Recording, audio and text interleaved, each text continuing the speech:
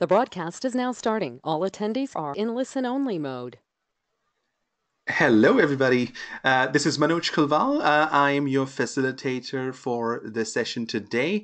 I see there are some participants which are still joining in, so let's give them a couple of minutes before we officially get started. But as usual, I just want to test you're able to hear me. So if you're able to just ping a yes in the chat box, then I'll know you're able to hear me. Okay, perfect. I saw a couple of yes. Thank you. Thank you very much for that. Okay, so we'll just give another minute and a half and then we'll get started.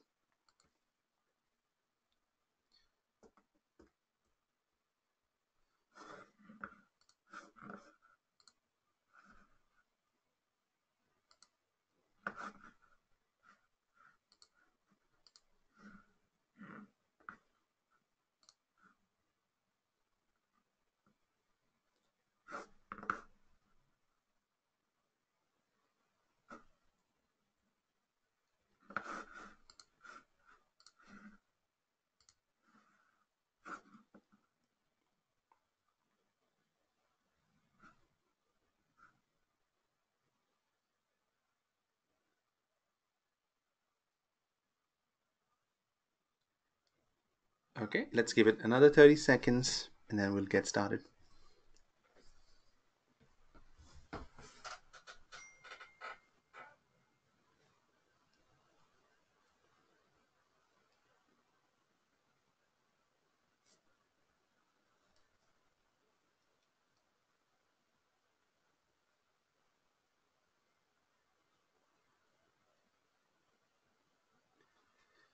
Okay, so welcome everybody for today's session. I'm Manoj Kulwal from UK. I'll be your facilitator for the session today, and today we are going to discuss a very important topic on refocusing risk management on better decision making.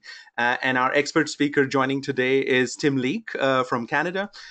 So he'll be sharing his guidance. He's been promoting this concept, around the world for last many years.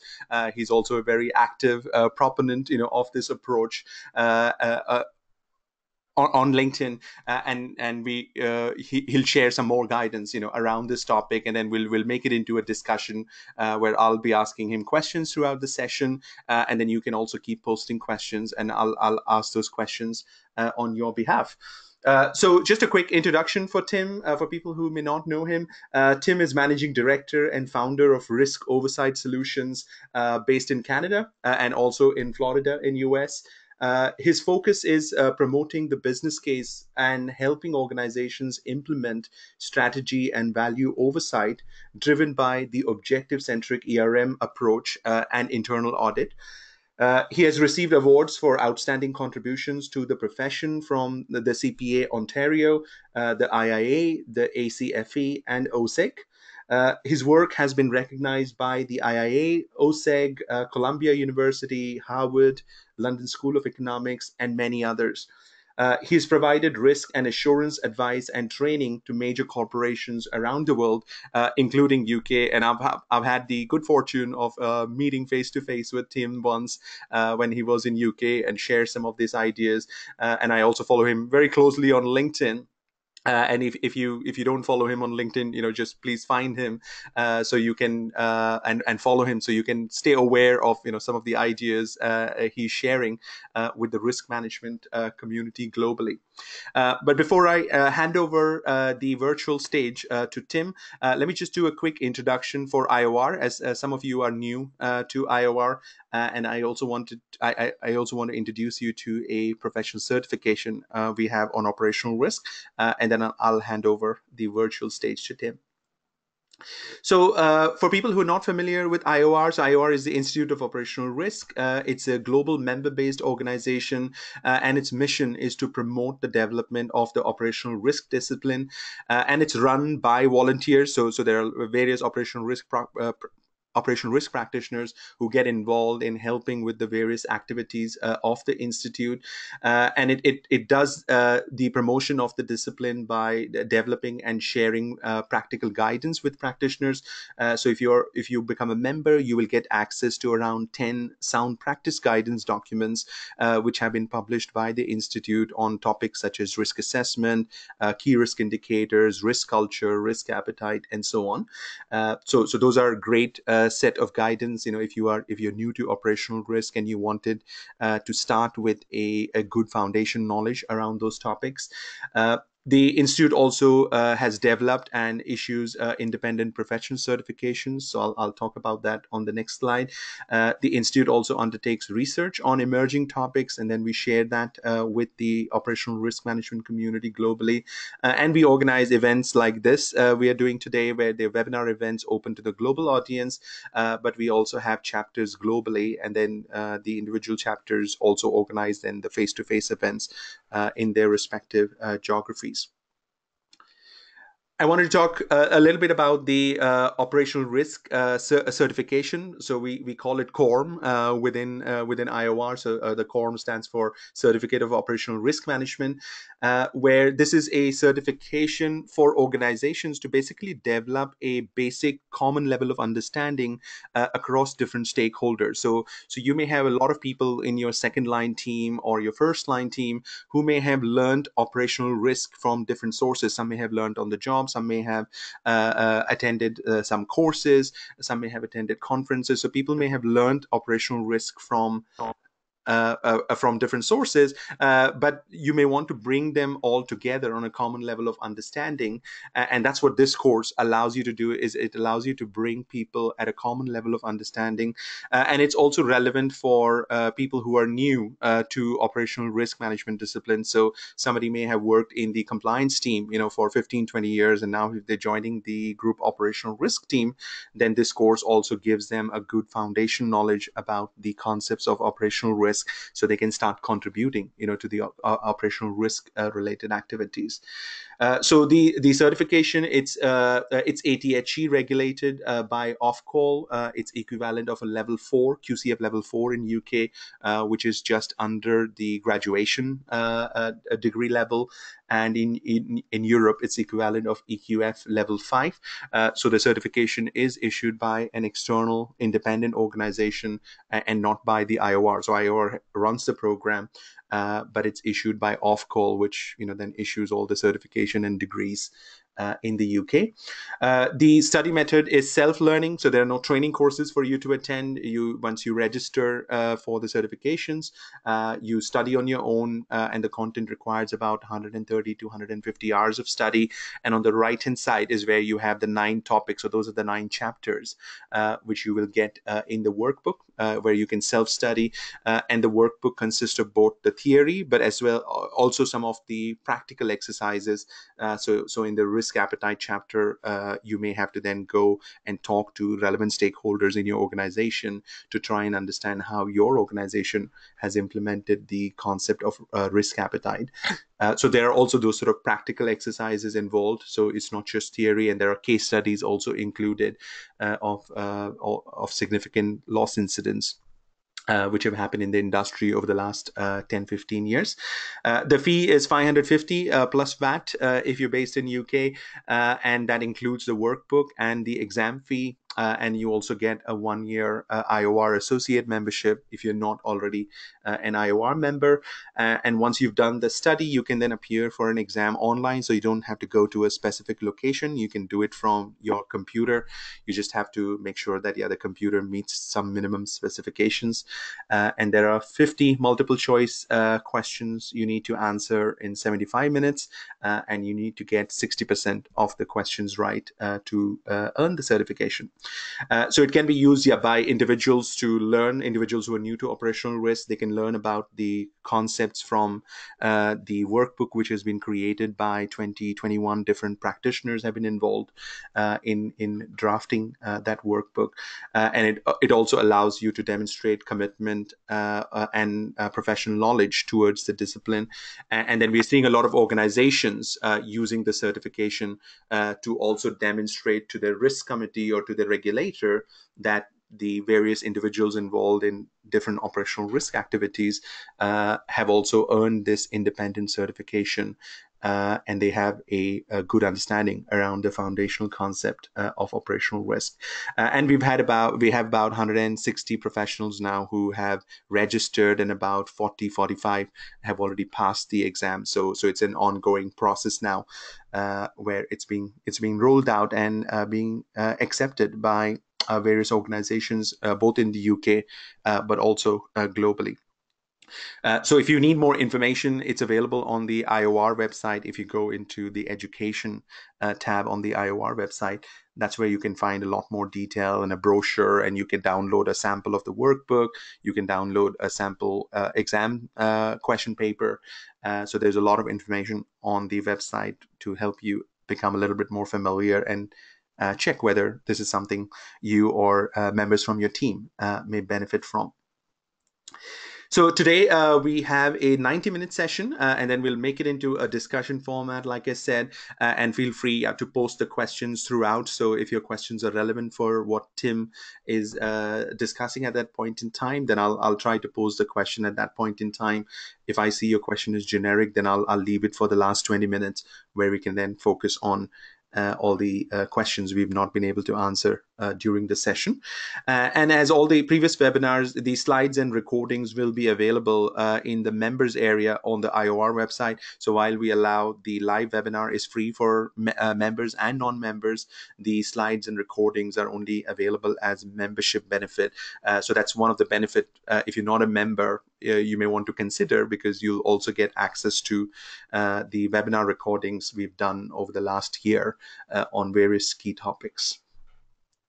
Okay, so with that, let me hand over the stage to Tim. So Tim, I'll make you the presenter, and let's check if that. Okay, so do you want to test the screen sharing and see if that works? Okay, yeah, so I see your screen. Okay, perfect.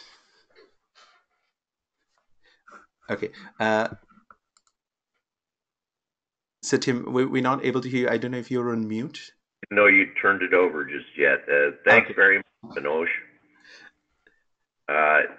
Thank you to the Institute of Operational Risk Research, or RISK, for the opportunity to present. Over the years, I've done a lot of work in the banking financial sector. Have had extensive exposure to the way operational risk has grown and evolved in the sector. And that included work with banks in Europe, Australia, North Canada, and the US. In terms of my experience, I understand the Institute is based in the UK, and I finished a 4-year engagement as the risk advisor to a UK-listed company in December of 2016. I have good familiarity with the UK governance code as well as the FCA. In terms of today's session, Manoj, as he mentioned in the introduction, asked that I provide an overview of what we're currently calling objective-centric enterprise risk management. And so today's discussion, I want to just open with a brief overview of what do I mean by the term objective-centric ERM. We'll talk about how is it different, and I believe Manoj may well explore how is it different with people that are in the audience, in terms of how many in the audience are using what we reference as risk-centric, where risk register is based as used as a foundation. Mm-hmm. And those in the audience may also have some other variants, but those are the dominant ones. I'll talk about why is it better. As Manoj said, I've been promoting objective-centric for a long time. He didn't mention how long, but it's actually in excess of since 1985. Wow. Okay. When I first started promoting the idea of work unit owned, objective centric. We actually didn't use the word risk back then. It was called control self-assessment, which grew to become control and risk self-assessment, which eventually morphed into enterprise risk. Yeah. Once I've given a broad overview, then I was going to get into the individual, more granular components. If at any time those in the audience are interested in learning more, our website, www.riskoversightsolutions.com, in the resource center, there is a large number of free downloads for those interested in getting started with objective centric. Mm-hmm. Those are all free to end users. They're not free to consultants, but we offer very cost effective programs for consultants that want to help clients implement objective centric. Yeah. So that's a broad overview. And with that, I'm going to launch. And my understanding is we're going to take a pause after slides. Manoj is going to pose some questions. We'll have some open dialogue. As he referenced, there's an opportunity for you to put questions in through the question box of your control screen. I encourage you to do that. I'm happy to entertain questions. We'll keep it as interactive as we can. Okay. And Tim, you talked about the control self-assessment. So that was 85 is when you were doing that. Because I remember from one of our conversations that you were the early pioneer of this whole concept of control self-assessment, which is very heavily used within the operational risk discipline even today. So is that correct, that you were part of that first group which started working on that idea of control self-assessment? Yeah, if you go to the IIA and you look at some of their old documents, a lot of them are out of print now, but it's CSA making the choice. There was a number of publications that the IIA brought out that talked about the origins of self-assessment. Mm-hmm. The work we did at Gulf actually was recognized as one of the birthplaces. I think there were some others that were doing some parallel work, but we'd like to think it back at the time. There was myself, Paul McCoss, and a gentleman named Bruce McQuaig, who was the chief internal auditor at the time.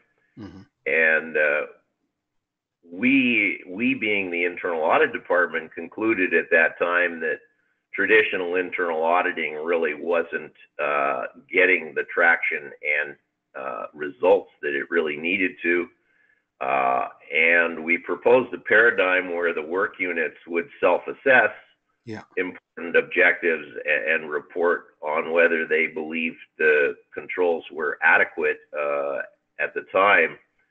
And we started with important objectives, and that included everything from cost per foot of drilling a well to environmental objectives up in the Beaufort Sea and Hibernia area where we were drilling on the frontiers, as well as the more traditional objectives. And that was really the origins, and we started to talk about it at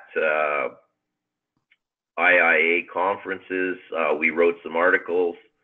It started to attract more and more attention.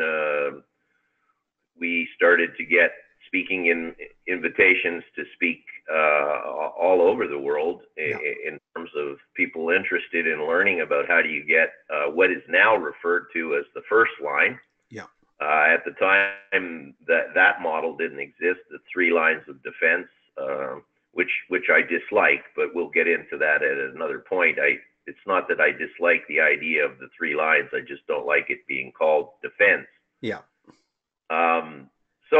It was acknowledged, and we had some very brave companies early on get excited about it. Arco in the States, Telstra in Australia, companies in Britain were very active exploring and implementing, and I did a lot of work in the UK implementing what quickly became control risk self-assessment, and then eventually morphed into enterprise risk. And as a result of those, and I signed up KPMG as a global distributor in 22 countries, and eventually in 1996 we built software called CardMap to manage it all, and it was an exciting evolution. CardMap, I would argue, was probably the world's first integrated enterprise risk framework, and I was very proud of it.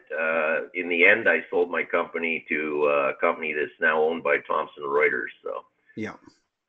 there were others that were doing different methods. There were some people favored what I call control-centric CSA, Yeah. where they would vote on how well they manifested the elements of a control framework, be that the Canadian criteria of control, which nobody uses anymore, the old COSO 1991 framework, 92 when it was issued.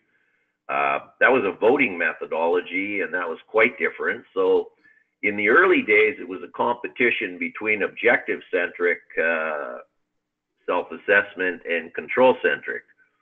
And it was only much later when the regulators started to put requirements that risk registers started to pop up, that risk-centric started to become a dominant approach, largely driven by regulators and a global belief that the COSO 2004 ERM framework actually encouraged risk-centric ERM. And arguably, there are those that believe that the ISO, which started off as Australia, New Zealand 4360, became ISO 31000 in 2009. There are those that believe it also fostered risk-centric. I know there are people that are close to ISO that argue that that's not true, but in my experience, a lot of people that have used ISO actually used it by implementing a risk register. So that's a quick overview of history. Perfect. And then I just want to sort of set, because there were two, I think, specific reasons why I wanted to come and share your ideas with our group today, where one problem which I think most of the and we're going to restrict to sort of financial services today, where in my discussion with financial services organization, there is still a constant battle or struggle to get involvement from the first line to do the risk assessment, that it's still an exercise where the first line is not participating proactively, that it requires a lot of stake, a lot of pressure, a lot of pushing for them to perform their risk and control self-assessments, and that on its own is not a good exercise, because if you sort of are pushing them to do the risk assessment, and even if you are able to complete that risk assessment, how much value you can attach to the information you're collecting from that exercise, which they just want to get done as soon as possible. And I think with your ideas, there are solutions in terms of how we can address that problem by bringing the objective into the mix. So that sort of is one place where we can focus on how the objective-centric approach will make it a little bit more open, or it'll encourage the first line to participate a little bit more proactively into performing that risk and control self-assessment. And also the second reason was you talked about the risk-centric or the event-centric approach, where I think a lot of operational risk frameworks are based on an event-centric approach, where we start by listing down all the things which can go wrong, so bribery, systems going down, hackers stealing our customer information. So we start by creating a list of all the events which could have a negative consequence on the organization, and we use that for our risk management purposes, and we don't connect necessarily those events to what the organization is trying to achieve as an objective. May it be return on asset, may it be revenue, may it be profit margin, new customers. And that creates that friction, that when you send a risk report to a risk committee or a board, and it talks about it, okay, here is our top 10 risk, but it doesn't answer the question, so what does that mean for the business? Then there is always that disconnect, that you may have a 2-hour board meeting, and then risk management maybe gets 15 minutes, out of that overall time. And then they're talking about strategy and everything else in the rest of the time. And risk management gets a very small focus, because the risk reports are not answering that very important question of what do these top 10 risks mean for the business? So if we can connect your ideas to those two things, so getting the buy-in from the first line, so we don't have to do so much pushing, and answering that so what question when we present the risk information to the risk committee, to the senior executives, to the board, that they can, how do we make that connection between the risk information and what does that mean for the business performance? Okay, I think you've brought up quite a number of important points, and fortunately the diagram in front of you, hopefully it's on everyone's screen, titled Strategy and Value Oversight. It was one that I developed in an earlier format many years ago, probably over two decades ago, when the first version of this was developed. But what it's trying to do, if you look at the right side, it's talking about management-owned self-assessment. And what the right side says is you can do management-owned self-assessment using objective-centric, and then in the box below it that's titled Traditional Methods, you see risk starting point, which is, in my experience, is the dominant methodology in the world, where workshops and interviews are held, and just as you said, people are asked, what are the bad things that could happen? Let's get them into a register and catalog all these bad things. I refer to it as hazard management approach to risk management. You can also do business process self-assessment, and a lot of the quality movement was very heavily focused on examining business processes and getting work teams looking at business processes. Control criteria self-assessment has been around, as I said, since the early days in the early 90s, that people would vote on the degree to which the company manifested. I'm working with a client right now where one of the big four is in there using a control criteria centric approach on a $100 million IT project. And then the last one is compliance self-assessment. So people have tried to get the first line actively engaged using all five of those methods.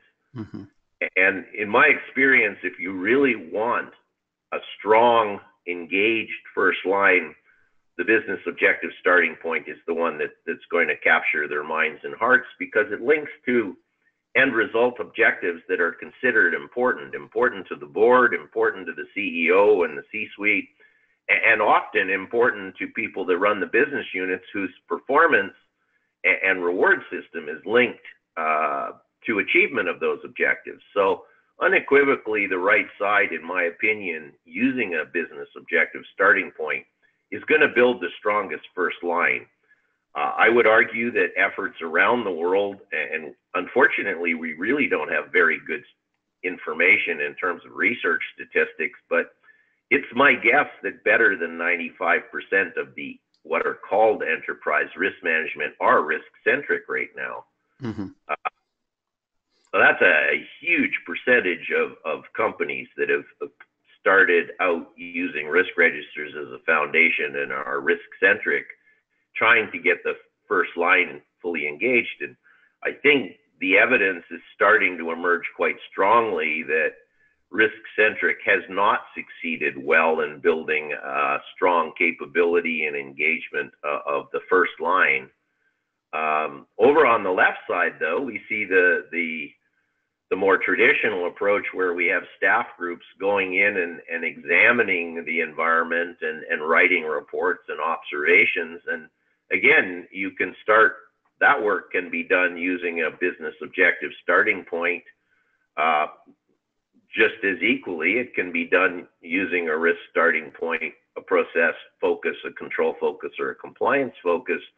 I think one of the tensions I see in risk groups in financial sector in particular is, I think some of the regulators around the world still want the risk group to be examining the environment and writing reports on the state of risk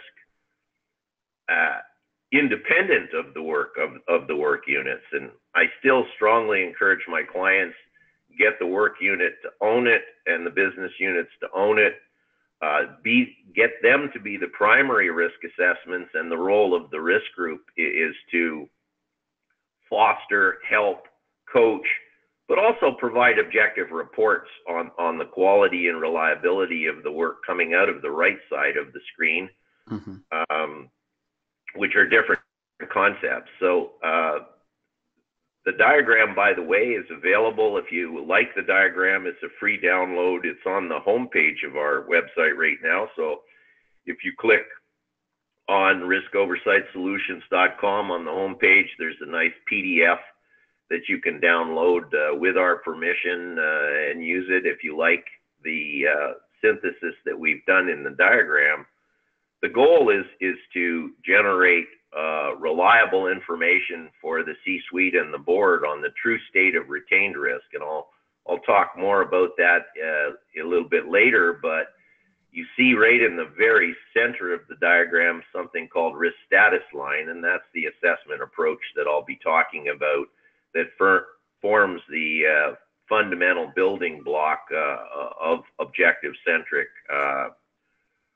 self-assessment and as we promote it. Yeah, and that risk status line part of the graphic, Tim, is not clearly visible, but I know it's there. It's coming next, right? So we'll be able to read what those individual boxes are. But on this one, it's not 100% clear. The text. That's why I encourage people to go to our homepage and download the original PDF, because then you can blow it up and you know, you can do lots of things with a PDF. You can make it quite large and examine. We are aware that people have said the diagram is incredibly busy.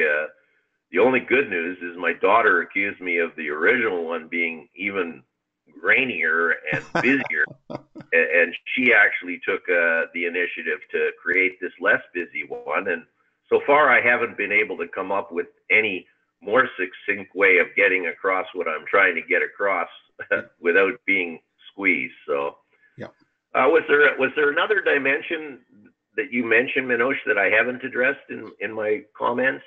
No, I think we've touched on those, and I know we're going to draw into the details on subsequent slides. So no, I'm okay on this slide. So let's drill down, and then we can go more into the details. Okay, yeah. So this is a good step. Yeah, we can have some discussion after you explain to us, what is going on here. Sure.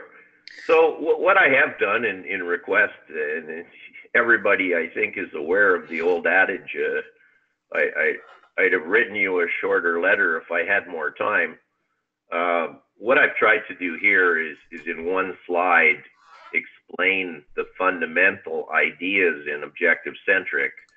So starting over on step one, this is an incredibly important and probably the most difficult of all of the steps on the diagram, and that's to create an entity level objective register that contains your top value creation / strategic objectives, as well as what I call value preservation objectives, which are the more traditional publish reliable financial statements, IT security, business continuity, complying with laws. Those are all what I call business preservation. You're not going to drive your share price up greatly by saying we're great at obeying the law. However, you may have a strategic objective to capture 40% of a particular market over the next 3 years by bringing a quantum leap forward in innovation to the marketplace. That's an example of a value creation objective. Now, you mentioned, Manoj, at one point, some anxieties of different risk groups. I think it's fair to say some risk groups are pretty comfortable on the hazard side, not as comfortable helping the executive articulate true breakthrough strategic value creation objectives. And I encourage everybody that's on the line that are risk specialists, take the time to join associations like the National Association of Corporate Directors in the States. In Canada, we have the Institute of Corporate Directors. The UK has one similar. I can't remember if it's the same acronym, but I've met with them at over the years. I know there's an institute. You really need to join, not because you're a director, but because you need to think like the C-suite and boards. And I encourage you to join those, read the kind of publications C-suite and boards read. Think about strategy. There's a great McKinsey book out about the difficulties of creating strategy. There's a number of books available talking about the problems companies are having defining true breakthrough innovation objectives in the strategic planning process. There is huge pressure on boards to do a better job overseeing the strategy creation process. And that's a global phenomenon that's being driven by multiple sources, including, and most importantly, the institutional investors. The Black Rocks of the world are pushing very hard on listed public companies for the boards to get actively, visibly engaged in working with management on the strategy creation and overseeing that process. So there's a lot of things happening right now, but the goal is to create that objective register populated with the objectives that you believe are important enough to warrant moving from informal risk assessment, which everybody does, including your C-suite and work units and employees on the line, right in the coal face. Everybody manages risk informally. What we're talking about is which objectives are important enough to warrant moving it to formal risk assessment, where there's a visible process, you're applying more structured rigor. So we want to get the C-suite and the board actively engaged in the process of deciding which objectives are important enough to warrant moving them from informal, non-demonstrable risk assessment to visible risk assessment that's overseen by the C-suite and the board. So step one is very important, and on our website in the Resource Center, you can download more granular guidance on building that objective register.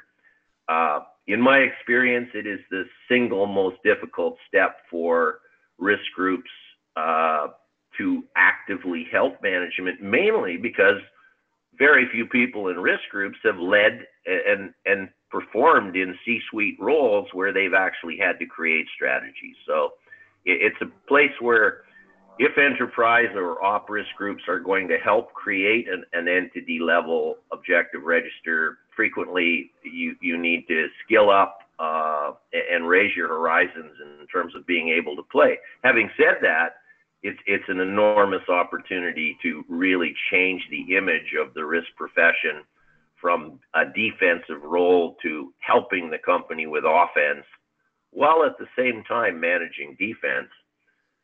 Step two there, each of the objectives that gets loaded in that register, we want to have what we call an owner sponsor assigned. That will be the management person that has primary responsibility to assess and report on the state of what we call residual risk status. And again, this is an important step. Many times when I'm talking about the deficiencies of risk registers, I talk about why would you want to have an owner for if we were going to use a home analogy, for a risk like occupants are unaware there's a fire in the house, if we don't have an owner of the objective, which is to safeguard the health and safety of the home occupant. Mm-hmm.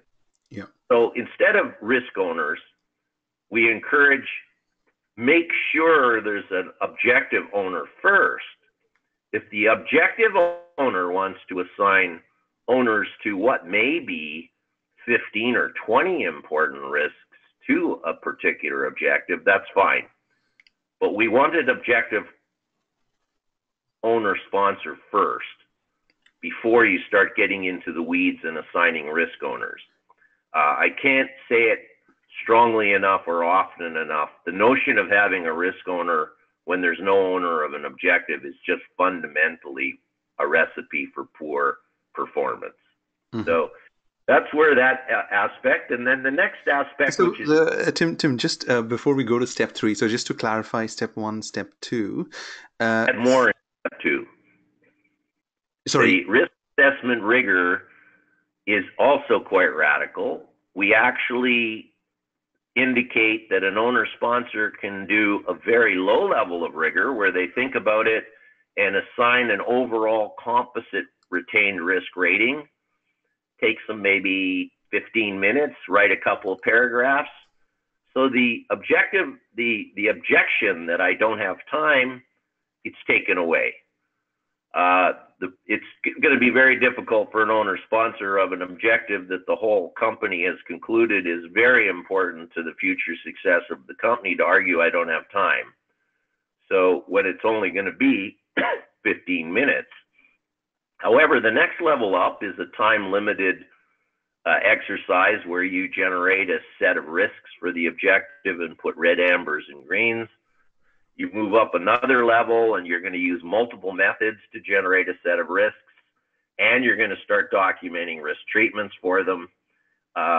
We'll talk more about the risk assessment rigor, but it's a very important concept in our methodology, and it's one that I'm not aware of existing in many other people's methodologies.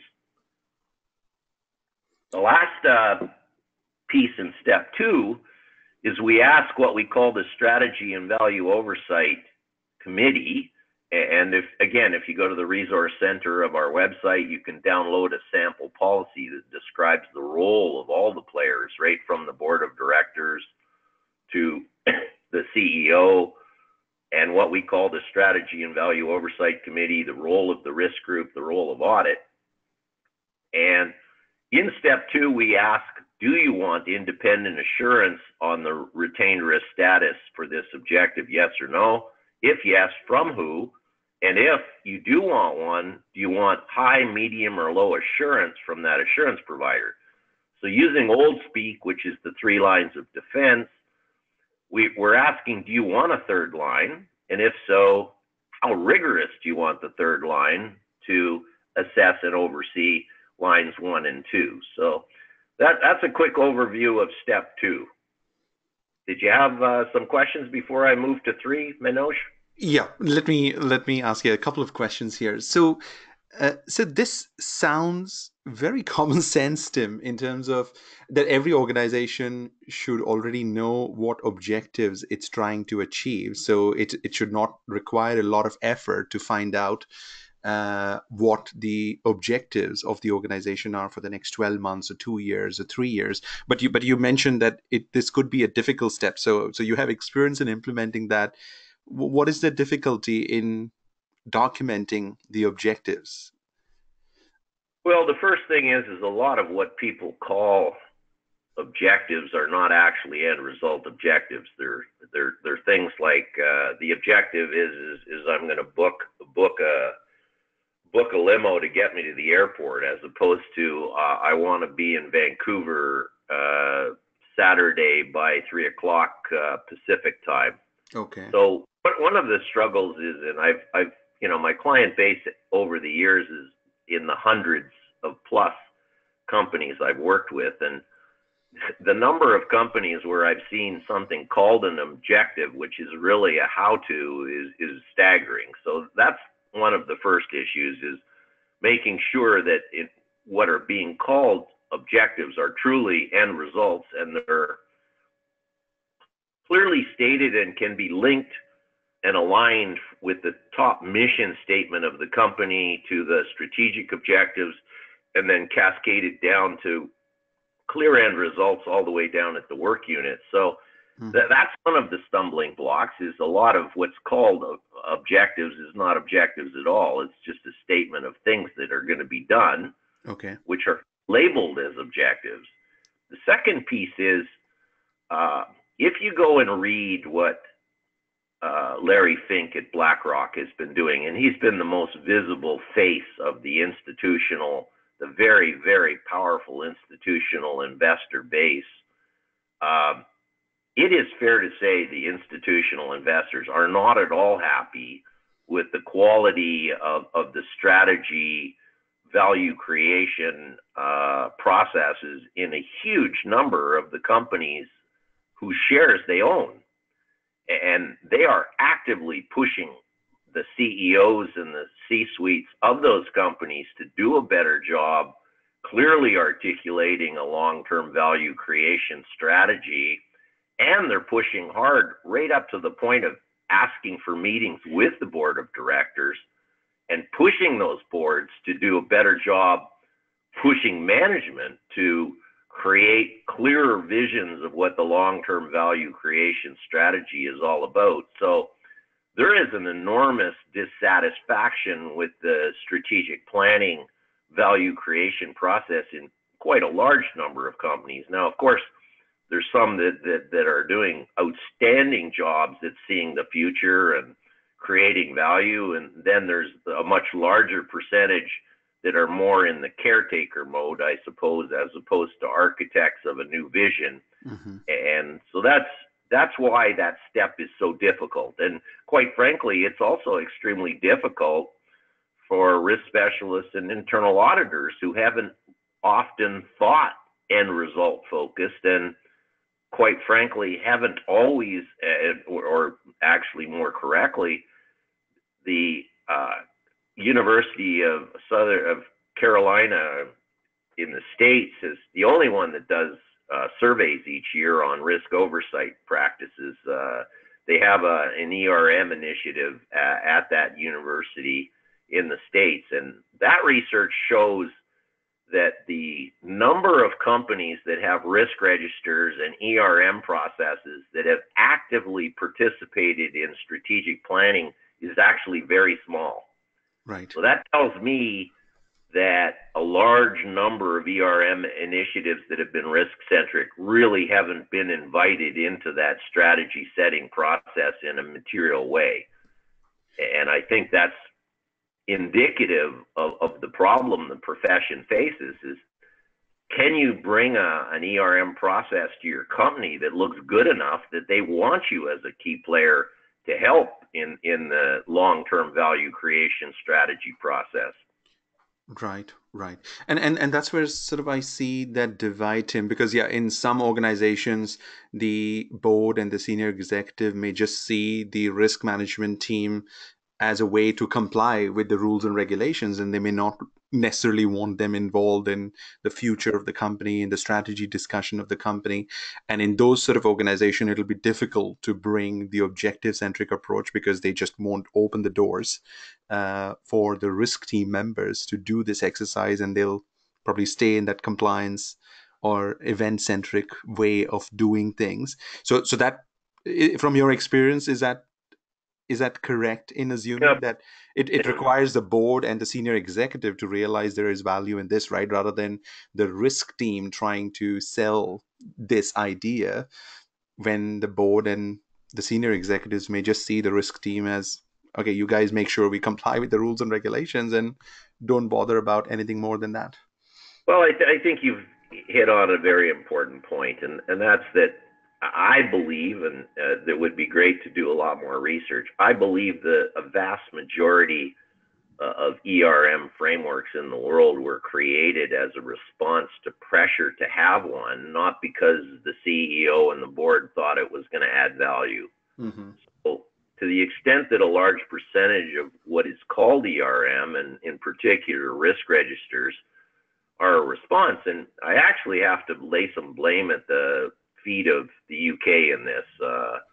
When the UK brought in the corporate governance code and they started to call for explicit disclosures from the board on how they're overseeing risk management, mm-hmm. I think there was a strong groundswell that said, okay, we have to tick the box on the governance code. Let's whip up the risk register. Let's not spend too much time on it. Make it an annual, semi-annual process. Let's not burden anybody doing anything too serious. And then we can get, the board can say that when they get to see that risk profile and those risk registers, that they're overseeing risk management. And then they have a disclosure they can make in the UK London listed annual report saying, yeah, we're overseeing ERM. We have a look at that risk register, and we have the chief risk officer come and talk to us about it. And I believe that a large percentage of risk centric are because of that. And in the financial banking sector, I think a similar result has occurred, that the regulators have in fact, they demanded evidence that there's risk registers. Yeah. So the response was to create risk registers.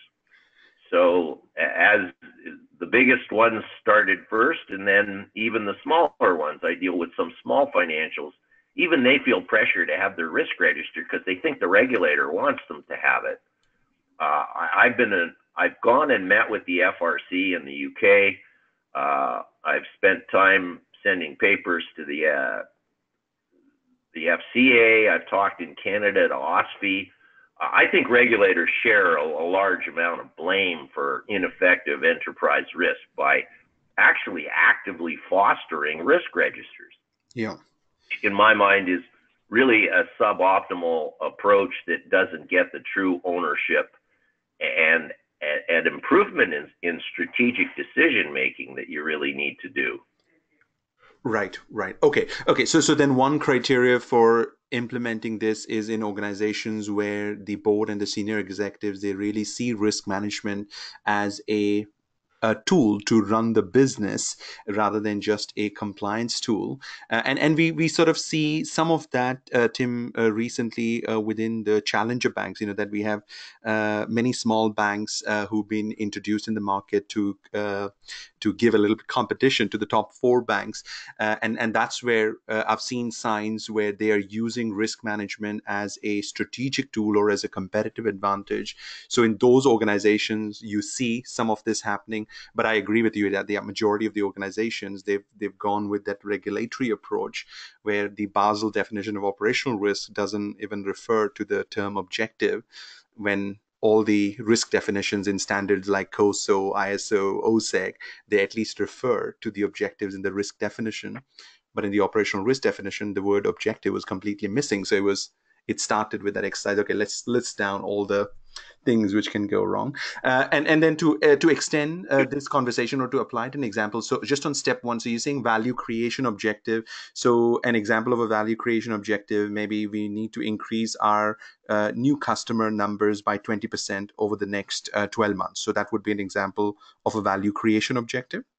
Yeah, or we're going to pioneer a whole new market segment and capture, 200, $400 million of revenue in a space that didn't even exist before.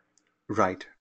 And the value preservation objective may be to keep the online banking system running without any disruptions over the next 12 months. So our customers can keep accessing their accounts. It was expressed as we need 99.95% availability of, right? Right. Yeah. Okay. So you touched on a good point, and I believe that the banking regulators are seriously holding back progress on holistic and better risk management. Ironically, the Financial Stability Board brought out principles of an effective risk appetite framework 5 or 6 years ago. It's a very good document. If you haven't seen it, I'd strongly encourage you to read it. It's a free download. It's one of the better ones, but what I don't like about that guidance is it's still not encouraging holistic enterprise risk that focuses on objectives first. You can argue that it hints at it, but it really doesn't. And I would argue that the bank regulators, as a result of history, they have created silos for risk management, being credit, market, solvency, and what they then created at the end called op risk, which is other stuff. And I would argue that that historical evolution, which I haven't seen a regulator explicitly say it's time to throw that paradigm in the garbage and call on financial institutions to have holistic enterprise risk that's seamless across. If you have an objective to minimize credit losses, why do you want to call it credit risk instead of calling it op risk when op risk is in fact influencing credit risk? Yeah. So if we could get rid of those terms and just talk about end result objectives, be they in the solvency area or the credit risk area or any other dimension, then we're going to have a bank that moves to more holistic and better risk management. So ironically, all of the financial regulators in the world, I would argue, are holding back real progress because clinging to the old market credit op risk way of bucketing risk management. So, you know, I wrote an article for the London School of Economics. It's available on our website, I think, in the news section. But I took a real frontal shot at regulators for actually impeding better risk management all over the world. And I'm not shy about it, and I write responses directly to them, and I'm happy to go talk to them.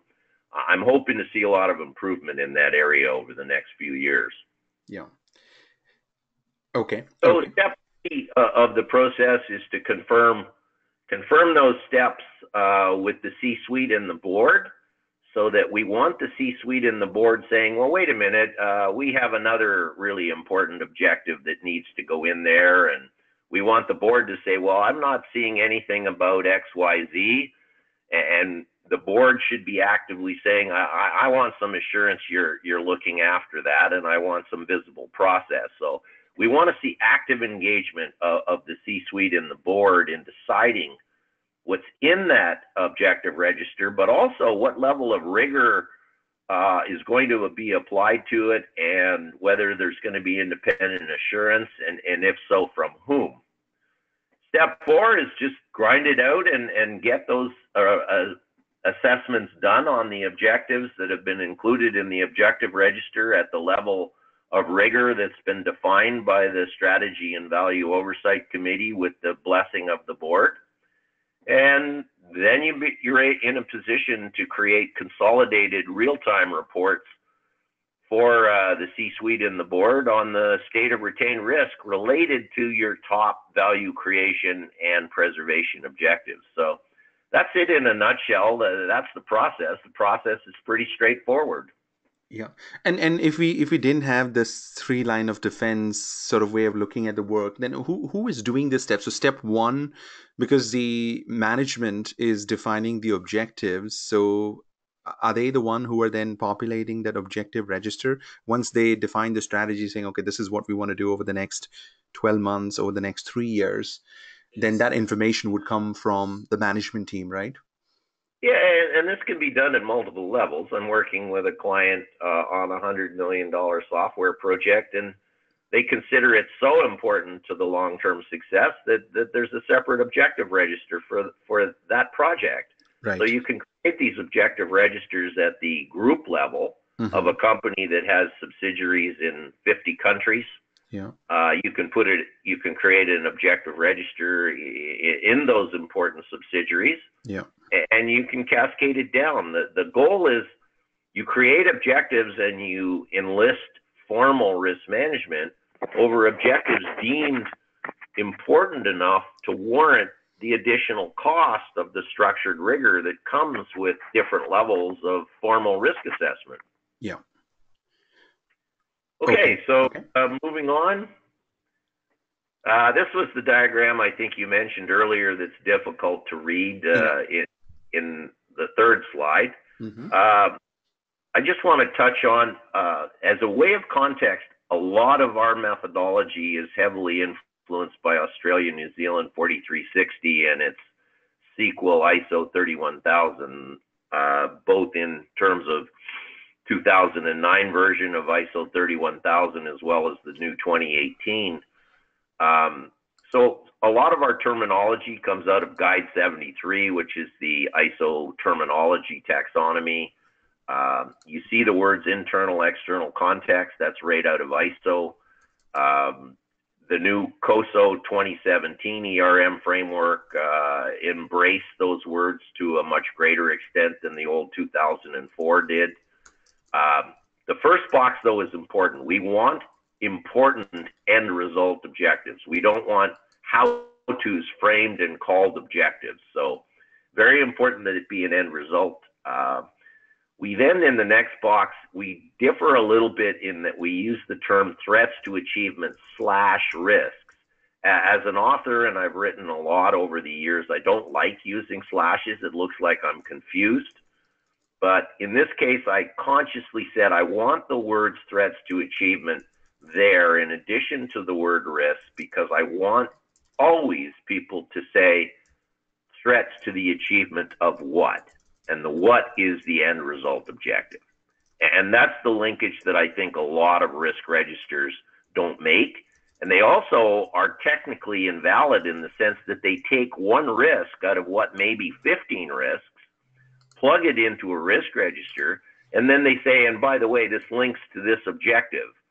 Well, yeah, but what about the other 14 risks that might be influencing the achievement of that objective and the interaction between the one that's in the register and the 14 that aren't in the risk register? So technically there's issues. I then moved to risk treatment strategy. I like the ISO word treatment better than response, which is the COSO terminology. I'm not real hung up about it, but we want people to consider not just mitigation, but we also want transfer opportunities, share opportunities, finance, and avoid considered at that level too. The piece that's truly unique to our methodology is a set of data we call residual risk status, and we have 4 kinds of data. Performance data, best available. How well are we doing on achieving this objective? I would argue that the vast majority of risk frameworks in the world right now, because they don't link to the objective, they regularly don't link to the performance. And what many of them don't do is they don't allow you to see the interaction between an objective, all of the risks, the risk treatments that are in place right now, and what level of performance is that producing.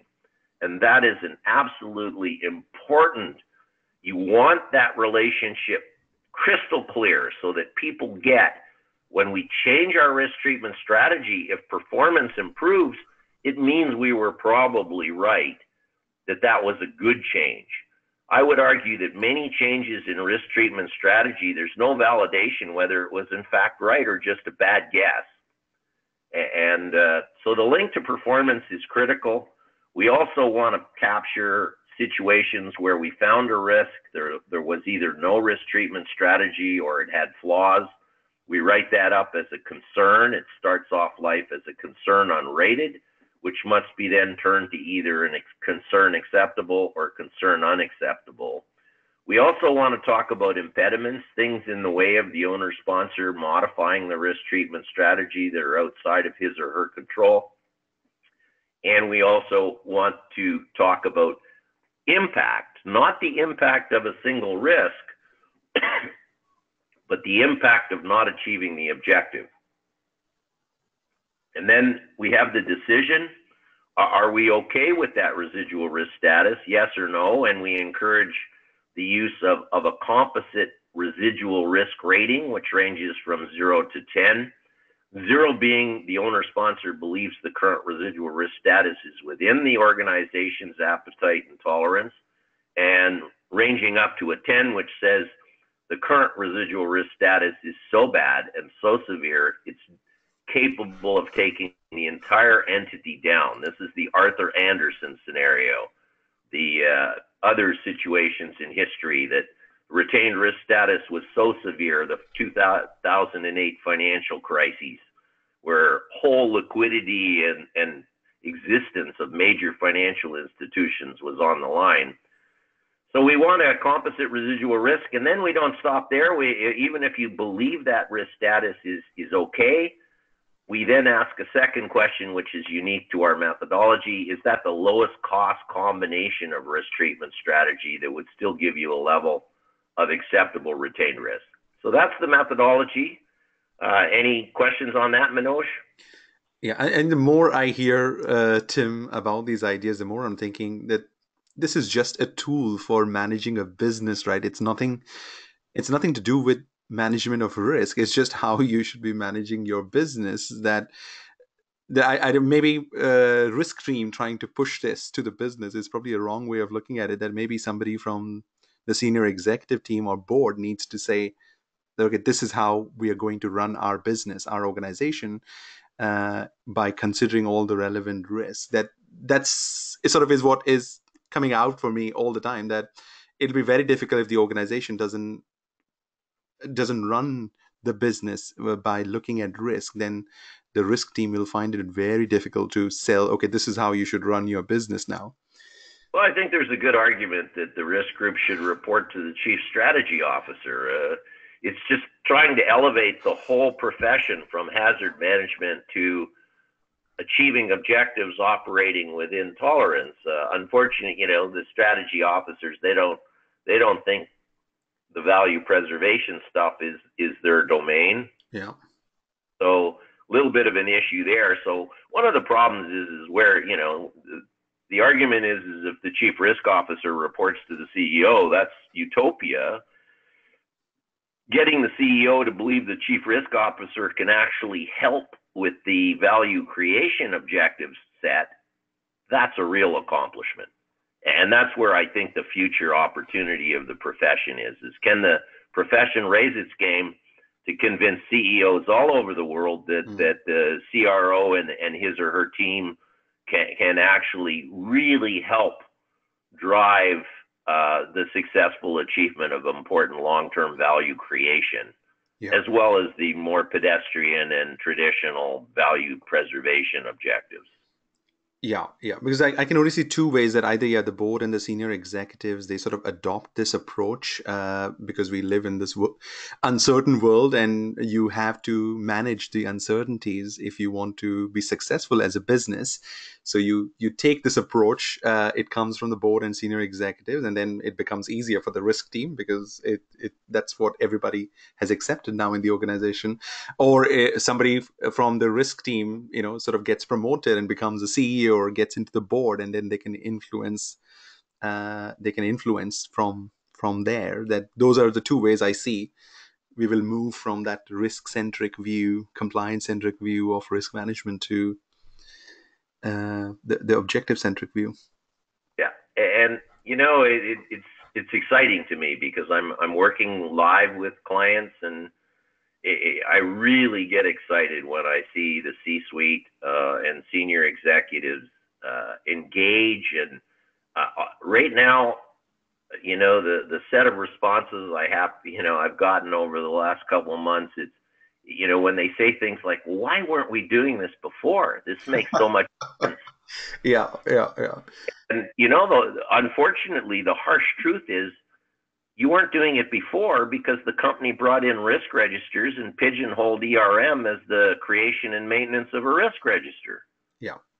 And until they get off of that, and I really would love to see some research. How many companies currently use risk register as a foundation for ERM, and how many are considering moving to objective centric to be more relevant? And I think that's important. Anyway, it's moving on in terms of time, just to get to some of the more granular pieces. There's an example of what an objective register looks like. Again, things like composite residual risk rating, you want more granular definitions of what they are looking. You want to, they're on our resource tab of our website. I encourage you to download, and you've got the prioritization process is happening. Oh, Manoj, are you getting any error messages? No. I'm just seeing here connection with GoToWebinar server's been lost. Check your network connection. So no, I can still hear you. Okay. Yeah. Let's carry on then and hope that it's just a technology glitch. Yeah. So this And we're seeing the slide. I don't know whether it's the slide where it'll show, but I'll see the slide where the two objectives are listed uh, with the various columns. Is that the slide you're on? What is? one, and so anyway, moving on. So how is it different? Well, I think I've already stressed the biggest difference is it uses an objective register that focuses on top value creation objectives as well as value preservation as a foundation, not a risk register. We have owners of objectives, not owners of risks. Those owners may decide they want some risk owners, but we want an owner sponsor for the objective first and foremost. Risks are assessed collectively in terms of their composite effect on achieving an objective. You're not taking one risk, sticking it in a risk register when there's actually 10 or 12 important ones impacting on an objective. After deciding on acceptability of that retained risk in terms of is it or isn't it within the entity's appetite tolerance, we then move on to a second decision, which is there a better way of generating a retained risk position? Okay. So Tim. So I think, yeah, we've lost the slide is not refreshing. So you're on the how is it different slide, and we Yes. still will still see the previous slide. So what I'll do is I'll share the slides so the audience can see the slides, but you can still keep talking. But I'll do the sharing from my end. Okay. Yeah. Okay. So I'll just quickly become the presenter and show my screen, and I am now showing. Yeah. So I'm now showing the slide. How is it different with 4 bullet points? Okay. So I've just finished that one. Any questions on that one? So in terms of objective register, so how many objectives have you seen? Because in a large organization like Barclays, for example, which is a global organization operating across different business lines, different geographies, you could end up with hundreds, maybe even thousands of objectives. So where do you draw the line? You reference the important objective at some Well, stage. it's a straight cost benefit decision. The senior executive and the board can put as many and as granular in as they want. They Hmm. can specify low rigor right up to high rigor. It then creates a very defined work plan, and it also, with clarity, says you will need X number of resources in a risk group to support it, and you'll need X number of resources in an internal audit group with the following knowledge skill in order to execute. So I think what we do, my client in the UK was about a 1.8 billion Canadian dollar market cap company. We ran with about 14 objectives in that register, Right. with the caveat that at any point in time they could add more, or they could move from being in the formal risk register to, or the objective register to taking it off and running it using informal risk management. So we really want the senior executive and the board to engage in the process of deciding which objectives are important enough to warrant formal risk assessment, at what level of rigor, and with how much independent assurance. Okay, so that's one way of prioritizing, so you don't end up with a big pool of objectives which may not be that relevant. So the question you can ask is, yeah, which objectives are relevant for the board, and then you only look at the risks for those objectives which have been identified. But have you seen in your case, do you cascade it down? Because then when you go down, so in Barclays there is a group level, which is where the board will decide, but then they may have a retail bank. Under retail bank they may have a mortgage division, and then the objectives of the mortgage division may be a little bit more granular than what the board objectives would be. So would they then capture their own set of objective, the mortgage division, and then they will do the same sort of prioritization and risk assessment for their objectives for their division? That do you have you seen organizations do that where you go to the relevant business unit? The short answer is yes. That's exactly the process. Uh-huh. Is deciding entities, sub-entities, will go through the same process of which objectives to them are important enough to warrant formal risk management, and at what level of rigor and how much independent assurance. And, the reality is there will be some objectives that maybe don't pass a clinical cost-benefit analysis in a pure way, but the regulator forces you to show that you're using highly rigorous ERM over it. Well, you have no choice. The regulator there will be some objectives that are regulatory imposed, whether you think they're worth the effort and the money being spent or not. Yeah. Okay. Because in the operational risk, we're doing sort of bottom-up risk assessments where we go to the individual departments, we look at their risks. So the extra element, objective-centric, is bringing is don't just start looking at the risk. First, look at the objective of the risk and look at the objective of that department, and then you can prioritize the risks which are relevant to the important objective that you focus more time on that. So that's what it can be added to bring if you that. Think about it, a risk register presumes that it has somehow captured everything that's the most important objective. And I would suggest my evidence of reviewing risk registers is frequently when I review them and I try and link them, what's in the risk register, to the company's top strategic objectives stated in presentations to analysts, I frequently find a major disjoint. Yeah. Right. So you need to start with an objective and then move to risk. You shouldn't get a big bunch of risks and hope that you've picked up all of the important objectives. Right. So if we already have a risk register for, let's say, the mortgage business division, it'll be a good exercise to look at, okay, what are some of the objectives of that mortgage business division? Use that approach to then identify the relevant risk. And then you can compare whether your risks, is there any gap, or did you identify more or less, to see whether your risk register you started with initially, was that even complete? Yeah, and early on in our process, one of my beta clients way back in the mid '90s was Mobil Oil Worldwide. Mm-hmm. Each subsidiary had the decision of how many objectives and what kind of objectives did they want included in the objective registers of those companies. Yeah. And were there some that the subsidiary didn't care, but corporate cared?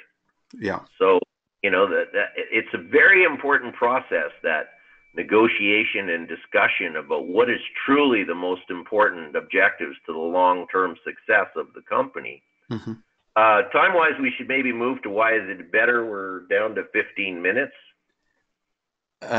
Sure. Yeah. And there's also a couple of questions, so we can also take that. But okay, let's do one more slide, and then we'll go through this couple more questions. Sure. Why is it better? Everybody can read these. They're fairly self-explanatory, with the possible exception of it integrates with Daniel Kahneman's Nobel Prize-winning work on how people make decisions. And I would argue that if you're familiar with his research, his book is called Thinking Fast, Thinking Slow, and he won a Nobel Prize in economics for his work. But what is most important is his work. It talks about all kinds of cognitive biases, which are hugely important to effective risk management. But it also brings up this notion that we all function and we make a large percentage of our decisions fast, intuitively, mm-hmm. using our past experiences and our mental ability to see something and react and make a decision. However, what he brings out, which is really important, is this notion, well, sometimes, though, in life, there are things that are so important, you need to move to a whole different speed, which he calls thinking slow, which can be interpreted as in a negative way. But when he says thinking slow, he means you made a conscious decision that this issue was so important, you had to bring a different thought process to bear in order to make a truly good decision. And that's what we've tried to integrate into our methodology through the the risk assessment rigor. I believe that the methodology that I've described meets all of the emerging risk oversight expectations, including, I believe it aligns really well with the Financial Stability Board principles of an effective risk appetite framework. I don't believe all the national regulators in the world have fully embraced that guidance just yet, but they're starting to. And I believe this methodology is extremely well positioned to meet the expectations of an effective risk appetite framework, with the possible exception that I'm not as bullish on risk appetite statements because I've largely found them sometimes to have more fantasy than reality. But I believe that a very strong technical argument can be made that objective-centric does align with what Financial Stability Board says an effective framework should look like. I think the regulators in countries hopefully will be slowly or faster picking up the speed to bring in those principles. And I'm hoping to convince regulators that if they keep promoting risk registers as a foundation for ERM, they deserve what they get when it doesn't work. Yeah. Yeah. And your first point brings out that key challenge, at least the operational risk teams are facing within financial services, is getting the buy-in, from the first line. That how do we convince the first line that they should be proactively looking at the risk, assessing the risk, and by bringing the objectives into the mix, it suddenly makes the risk real for them. That if they don't manage those risks, then they won't be able to achieve their revenue objective, their new customer acquisition objectives, and those objectives are all tied to their compensation and bonuses. That it connects the dots very quickly for the first line if they can see that connection between the risks and the objectives. A key point, and I think the regulators are slowly getting the notion that a very strong first line should be their primary objective. And if they actually embrace that as a true principle of their regulatory oversight methodology, risk registers have failed miserably at getting true engagement of the first line. Yeah.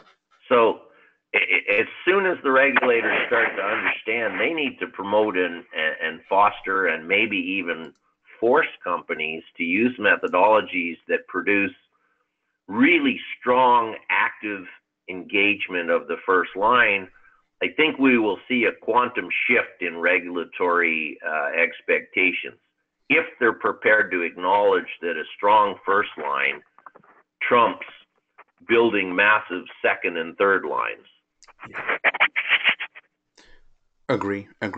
Okay, so should we take a couple of questions, Tim? Sure. Yeah. Okay. So I think there's one question from Mark in terms of typical resistance. What do you see as being typical resistance to adopting the objective-centric approach? So I think we've talked about that if the board and senior executives, they don't see the value, if they see risk management as a compliance exercise, then you can keep shouting and nobody is going to understand, or you won't go very far in terms of selling this approach. But other than that let's say if the board does want to give it a try, or they see the value, what are the other resistance you've seen organizations hit? My sense is that the biggest single piece of resistance comes from the risk profession itself. The sooner the risk profession starts to actually recognize risk registers are not building robust, effective first lines, and the risk associations, including the Institute of Operational Risk, the IRM, you name it, Primia, GARP, as soon as they start promoting the need for holistic enterprise risk that focuses on objectives first and risk second, so the resistance is coming from the risk profession and the audit profession. That is the biggest single resistance point. When I get an opportunity to talk to CEOs and boards, they all say, this sounds totally logical to me. Why aren't we doing it? Well, the simple answer is the risk profession, the audit profession, and the regulators are holding back.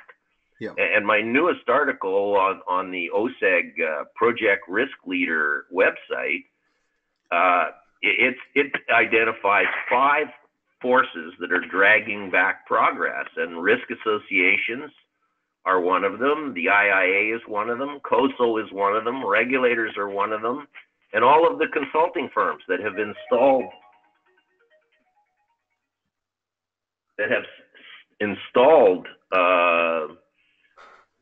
risk registers. So think about it. There's tens of thousands of risk register-based ERM programs around the world that were largely the origins were consulting firms that helped them. Those same consulting firms got to go back now and said, well, that was a bad mistake. Let's start over again. The good news for them is there's an enormous revenue opportunity. The bad news for them is they got to admit that they installed a framework that really isn't working very well. Yeah. Yeah, which is why it is important, Tim, that you keep promoting this, because I think it's just awareness, right? That once they see that there is a better approach, that right now a lot of people may not be aware that there is a better approach, and which is why I also wanted to give that platform, to bring that level of awareness within the operational risk community, that there is a better way, if we want to significantly. So the irony is quite simply the risk profession is holding back the success of the risk profession. Okay, good one. And the internal auditors are the same. The internal auditors are under enormous pressure to help their companies cope with tremendously high rates of change. Yeah.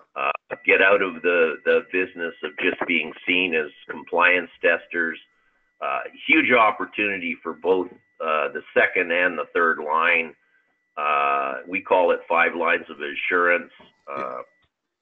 Time-wise, we have about 4 or 5 slides left, Manoj. I don't know whether you just want to skip over them and focus on questions and let people read, or just. Yeah, I think we've covered the key concepts. So let's cover the questions in the remaining time we have. And sure. I also want to highlight that we have Colin Young is on the call also. So I met Colin earlier this week, where I at least found he was the only operational risk practitioners I've found so far, during my workshop and training, where he's adopted and implemented this objective-centric approach. So there are early signs, and I'll probably connect Colin to you, Tim, in case he wants to know more about the implementation. But there are early signs, that organizations are starting. So we at least have some early pioneers, like Colin in the operational risk world. In this, there is a tiny faction of early adopter that are pushing the bleeding edge, and all of that feedback is really positive. Just as I've had great experience telling people at the C-level and the board level about the approach and how it works, and they say, well, that makes total sense. Why aren't we doing it? Well, It's those counter forces that have caused us to be where we are with risk registers. Perfect. Okay. And then the last question is, so with this approach, how far do you go in quantification of risk? Because I saw you still had like the high, medium, low, the qualitative assessment of risk. Is that sufficient, or are you like Alexis Sidorenko, where you want to go Monte Carlo with everything? We encourage the C-suite and the boards, and we call it the strategy and value oversight. When I explain to them the notion of them deciding on this level of risk assessment rigor, subject to what the objective is, sky's the limit. I mean, we can use Monte Carlo simulation. We can get into the use of the most sophisticated risk analysis tools known to man. We can bring on key risk indicators. We can bring in escalation triggers. We can do all of that. Yeah. If they want that level of rigor. So if they make a conscious decision, this objective is important enough to deserve that level of rigor and cost. Okay. I'm absolutely fully supportive. When we teach risk analysis, we teach 40 methods to identify risks. Most companies are using one, brainstorming and interviews. Yeah. So the level of rigor, we're highly supportive of the use of sophisticated quantitative tools if the C-suite and the board says, yeah, this objective is important enough, let's invest in that. In an ideal world, it would be the owner sponsor, not the staff group that does it, but we don't care as long as they decide they want it. Yeah.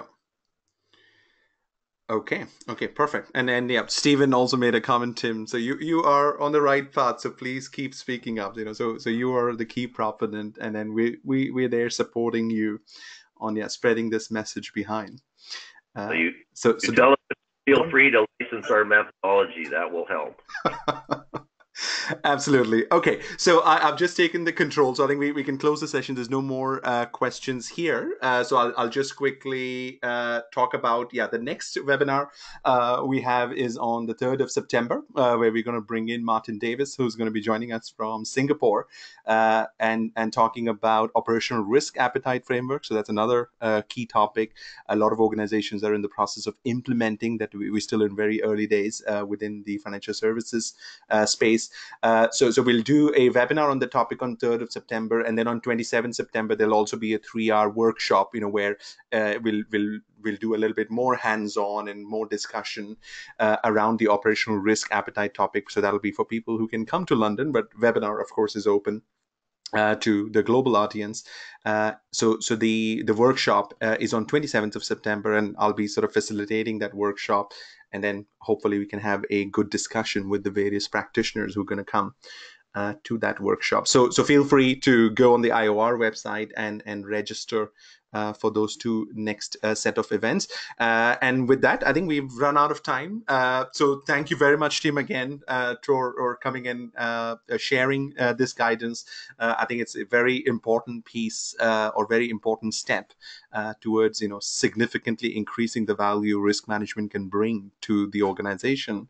And hopefully it's inspired a few of us to go and at least try this idea. And then everybody can get in touch with Tim on LinkedIn is one easy way where he's constantly sharing ideas and promoting this concept. So Tim, thank you very much for taking the time early morning in Canada today. So hopefully have a good day and a good weekend, and we'll invite you soon where maybe we can talk about some case studies on this topic. Thanks very much, Manoj. It's been a pleasure, and I hope people in the audience have found it useful. We'll be posting these slides on our website, and Manoj, you may be able to make it available as well with the recorded version of the Absolutely. webinar. Absolutely. Yeah, will do. Okay. All right. Yeah. Thank you, everybody. All right, Tim, I'll contact you separately after this session. So I'll just stop the recording and get this completed, and then I'll ping you separately. Yeah. Okay. Thank you, everybody. Have a good weekend. Bye.